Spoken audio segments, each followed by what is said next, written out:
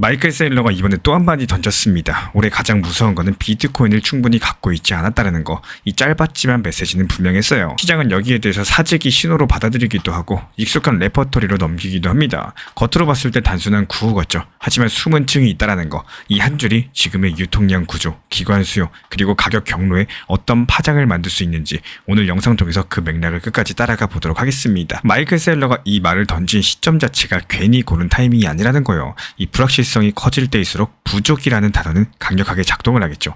실제로 국내외 크립토 매체들이 세일러의 발언을 일제히 인용을 했고 트레이딩 커뮤니티에서도 빠르게 회자가 됐습니다. 그리고 세일러의 이런 발언들은 즉흥적인 유머가 아니라 지난 몇 년간 쌓아온 행동의 기록 위에서 나옵니다. 2020년부터 법인 자산과 자본시장을 총동원해가지고 비트코인을 쓸어 담아온 기업, 과거의 마이크로 스트래티지로 알려졌고요. 지금의 스트래티지로 리브랜딩한 그 회사의 철학은 아직까지도 변하지 않았습니다.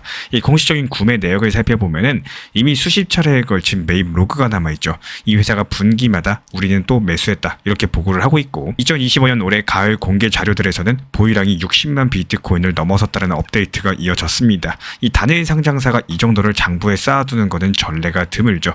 그 구조가 주가량 손익 계산서에서도 그대로 반영이 되면서 최근 분기 실적 보도는 비트코인 보유로 인한 평가 이득과 손익의 레버리지를 핵심으로 다뤘습니다. 여기서 본질을 짚어볼게요. 세일러가 반복해서 말하는 부족은 철저히 공급 측 역사에서 출발합니다. 이 비트코인은 4년마다 채굴 보상이 줄어드는 구조로 설계가 됐고요.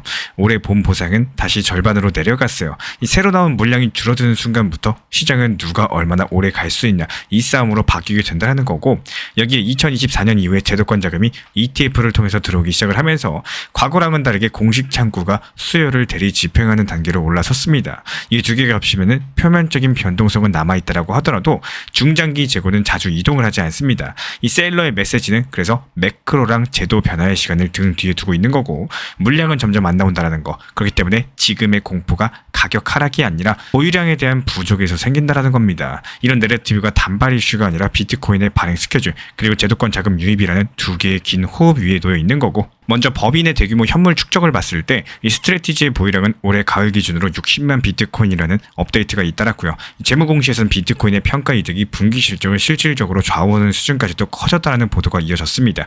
이게 단지 한 회사의 취향이 아니라요.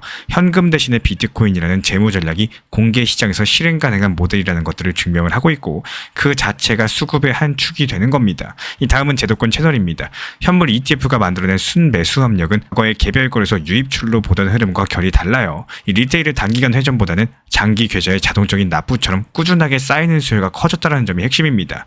여기서 A랑 B를 혼동하시면 안 되는데 여기서 A는 뉴스에 따라서 단기 급등락하는 가격이고 B는 ETF, 법인, 금고형 참여자가 누적하는 중장기 잔고입니다. 단기적인 변동성이 커져도 B가 줄지 않거나 늘면은 구조는 전혀 다른 결과를 향하게 될 거예요. 그리고 세 번째는 내러티브의 자기 강화 메커니즘인데요. 세일러의 발언이 나올 때마다 단기적으로 과장된 멘트라는 반발이 생기지만 장기 거시구도랑 맞물리게 되면 메시지의 힘이 커지게 될 겁니다. 회사가 실제로 사왔고 또 사겠다라고 암시를 하죠.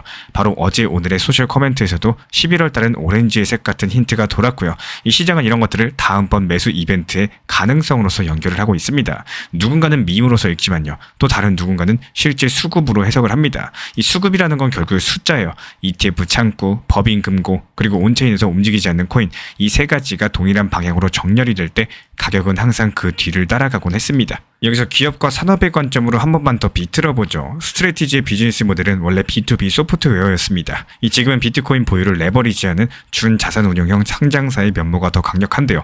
돈을 버는 방식은 단순합니다. 주식과 전환사채 우선주로서 자본을 조달하고 그 자본을 비트코인에 전진 배치합니다. 이 회계가 공정가치가 도입되면서 비트코인 가격이 올라가면 손익계산서가 직접 밝아집니다. 그렇다면 이게 투자자 입장에서는 이 회사의 주식을 통해서 현물보다 높은 감도로서 비트코인의 방향성에 베팅할 수 있는 셈이죠. 리스크도 분명해요. 가격이 꺾이면 손익도 함께 흔들립니다. 다만 최근에 분기 커버리지 리포트들에서는 현금 흐름과 이자 비용 감당력, 보유량 확대 속도 같은 지표로서 레버리지 내성을 점검을 하고 있습니다. 이 회사가 버틴다라는 믿음이 유지가 되는 한 이런 발언과 실제 매입은 계속 시장의 수급을 흔들게 될 거예요.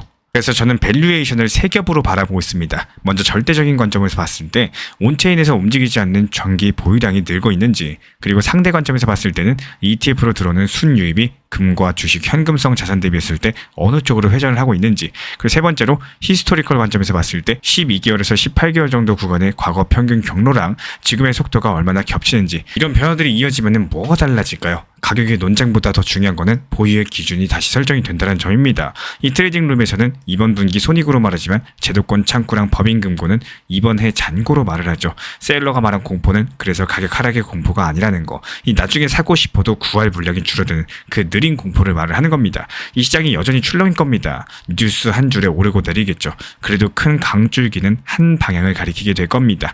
물이 빠지면 바닥에 돌이 보이는 것처럼 지금 시점에서는 과장이 아니라 신호를 읽는 편이 적어도 지금의 구조에서 더 설득력 있어 보인다는 거예요.